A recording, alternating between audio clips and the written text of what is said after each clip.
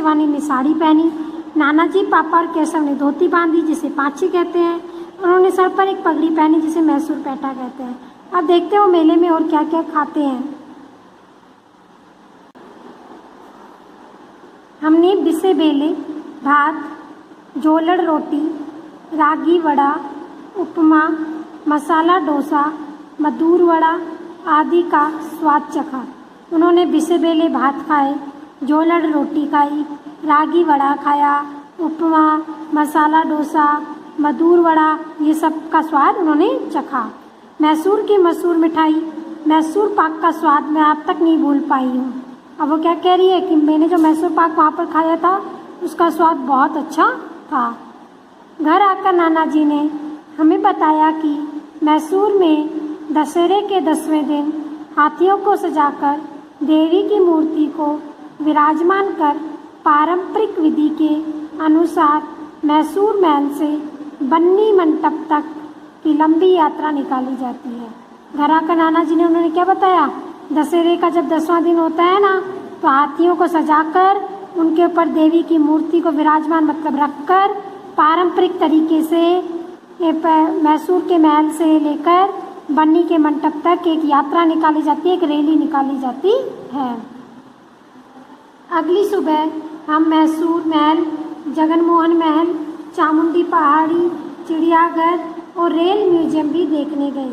दूसरे दिन सुबह वो क्या देखने गए, मैसूर महल, जगनमोहन महल, चामुंडी पहाड़ी, चिड़ियाघर और रेल म्यूजियम। म्यूजियम मतलब जहाँ पर रेल से रिलेटेड चीज़ों को रखा गया है।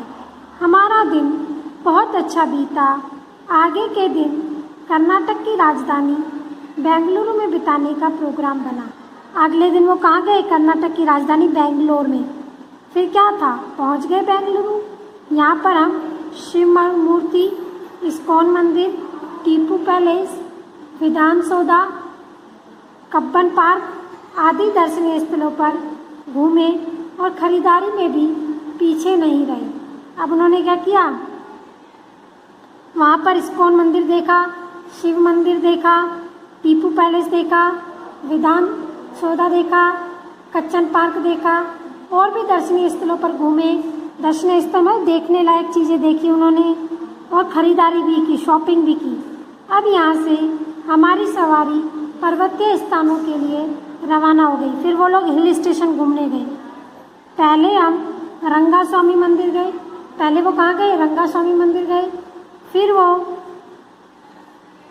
जहाँ तक पहुँचने के लिए हमने लगभग 150 सीढ़ियाँ चढ़ी।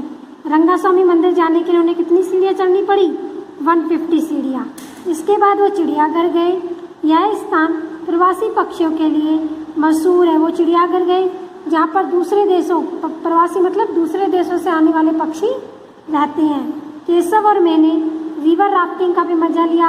केशव और शिवानी ने रिवर राफ्टिंग यानी कि नदी के अंदर नाव का मजा लिया। यहाँ से हम चिकमगलूर की पहाड़ियों में सैर करने निकले।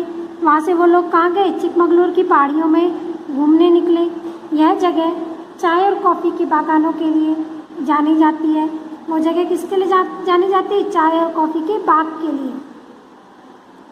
कर्नाटक के पसंदीदा शहर हम्पी, मंगलोर, उडुपी, बादामी आदि के दृश्यों का भी हमने खूब आनंद लिया। अब वो दूसरे कौन कौन से सिटी घूमने गए, हम्पी, मंगलोर, उडुपी, बादामी, ये सारी जगह है। वहाँ पर वहाँ के दृश्य देख के आए। इस तरह हम 9 दिनों तक कर्नाटक में रहे। अब वो 9 दिनों तक कहाँ रहे, कर्नाटक। 10वें दिन यहाँ की यादों को कैद करके हम लोग वापस अपने घर दिल्ली आ गए। फिर उधर 9 दिन वहाँ पर रहने के बाद 10वें दिन अपने घर दिल्ली आ गए। मेरा तो कुछ और दिन वहाँ रहने का मन था, पर यह तो नहीं हो सकता था क्योंकि विद्यालय की छुट्टियाँ ख़त्म हो गई थी। अब क्या था, शिवानी का तो मन था कि वो वहाँ पर और रुके, लेकिन क्या था, स्कूल की छुट्टियाँ ख़त्म हो गई थी। संदेश क्या मिलता है हमें इससे, घूमने फिरने से आनंद के साथ साथ तरह तरह की जानकारियाँ भी मिलती है। अब अगर हम कई जगह घूमने जाते हैं तो वहाँ पर घूमने के साथ साथ हमें अलग अलग चीज़ें भी जानने के लिए मिलती है ना, कि वहाँ पर क्या था, किसने बनाया, कोई किला है तो क्या बनाया, ये सब।